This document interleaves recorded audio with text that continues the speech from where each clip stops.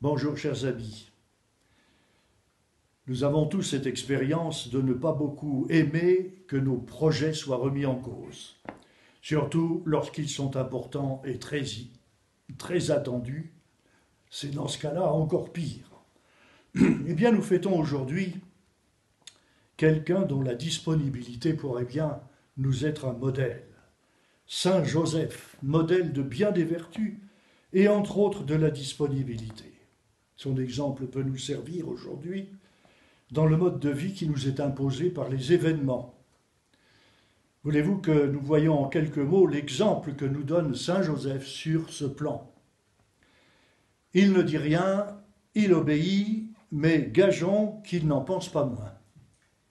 Son projet de mariage, par exemple, va pouvoir se réaliser, mais de manière bien différente de celle qu'il avait prévue, et pas seulement sur le court terme. Il prendra donc chez lui Marie, son épouse, comme on le lui demande, et il accueillera l'enfant Dieu avec toute sa tendresse. Gageons que tout cela s'accomplira dans cette tendresse partagée justement avec Marie et dans la confiance mutuelle. Lors du recensement, nouvelle épreuve, et il faut partir pour la Judée, alors que la naissance de l'enfant est toute proche. Il s'en serait bien passé, et Marie aussi, dans sa situation. Un long et très fatigant voyage. Pas de place pour eux en arrivant à l'hôtellerie. Il faudra, pour s'abriter, se contenter de l'étable, et c'est là que naîtra Jésus. Pas vraiment le lieu rêvé. Très vite, il faut s'enfuir, loin, en Égypte. Cela non plus n'était pas prévu.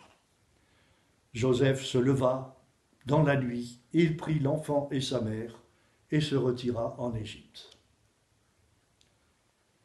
Puis il faut revenir, imaginer tout ce trajet à nouveau, plein d'embûches et de fatigue. Et ce sera l'humble vie à Nazareth. La vie de cette famille, pas comme les autres, où le souffle de Dieu ne cesse de faire grandir parents et enfants dans l'amour.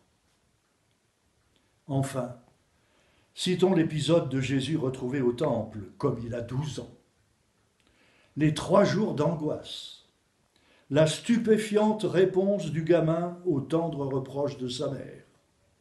Ils ne comprirent pas, et on les comprend. Mais Marie gardait dans son cœur tous ces événements.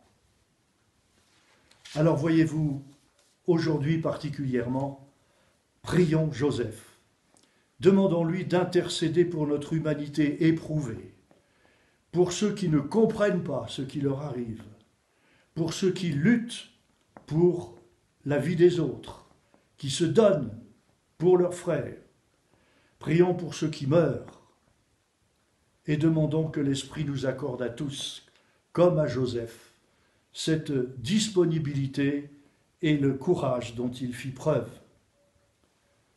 Plus, si c'est possible, un peu de cet humour qui fait parfois des miracles et arrange bien les choses.